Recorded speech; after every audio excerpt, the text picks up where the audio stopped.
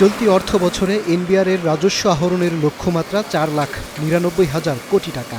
এর মধ্যে বছরের মাঝামাঝি পর্যন্ত লক্ষ্যমাত্রার বিপরীতে অন্তত 20,000 কোটি টাকা ঘাটতি থাকা সত্ত্বেও প্রথমবারের মতো লক্ষ্যমাত্রা বাড়ল আরও 54,000 কোটি টাকা।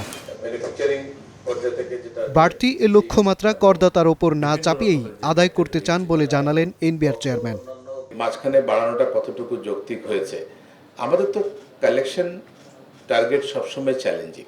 চ্যালেঞ্জটা যদি বড় হয় তাহলে চেষ্টাটা বড় হয়। সে কারণেই আমাদের এটা বাড়াতে হয়েছে।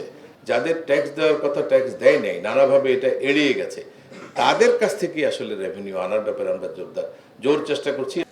লক্ষ্যমাত্রা পূরণ না হওয়ার বড় কারণ রাজনৈতিক অনিশ্চয়তা, সরকারি প্রকল্প বন্ধ থাকা ও ব্যাংক খাতে অস্থিরতা। তাই ভ্যাটের দিকে আরও নজর বাড়াতে চায় সংস্থাটি।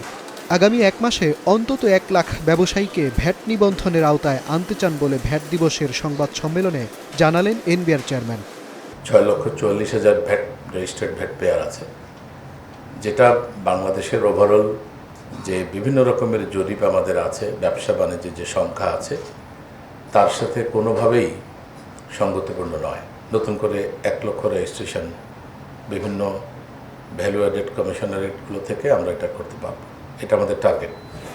মোবাইল আমদানিতে শুল্ক কমানো হবে কিনা এমন প্রশ্নে এনবিআর চেয়ারম্যান জানান, নির্বাচনের আগ পর্যন্ত স্বল্প সময়ের জন্য কোনো আদেশ জারি হবে কিনা সে সিদ্ধান্ত সরকারের। এনবিআরের এখন আর সেই সিদ্ধান্ত নেওয়ার ক্ষমতাও নাই। এখন এটা সরকার জনস্বার্থ যদি প্রয়োজন মনে করে তাও এটা দিতে পারবে অল্প সময়ের জন্য, নেক্সট পার্লামেন্ট বসা পর্যন্ত। নেক্সট পার্লামেন্ট বসে এটাতে সিদ্ধান্ত নেবে কি করবে। আমরা যদি মনে করি দেশের বৃহত্তর স্বার্থে এটা করা প্রয়োজন এবং আমাদের রাষ্ট্রের নীতি নির্ধারকরা যদি এই ব্যাপারে সিদ্ধান্ত নিতে বলেন, আমরা পজিটিভ। করদাতা যে কর দেন তার পুরোটাই সরকার পাচ্ছে নাকি দুর্নীতি হচ্ছে, এমন প্রশ্নে সংগৃহীত কর থেকে কোনো টাকা এদিক সেদিক হয় না বলে সংবাদ সম্মেলনে দাবি করেন এনবিআর চেয়ারম্যান। আমার ট্যাক্স কালেকশনের রেকর্ডের সাথে এখনকার ফারাক হচ্ছে 0। মাজহার মাহবুব, স্টার নিউজ, ঢাকা।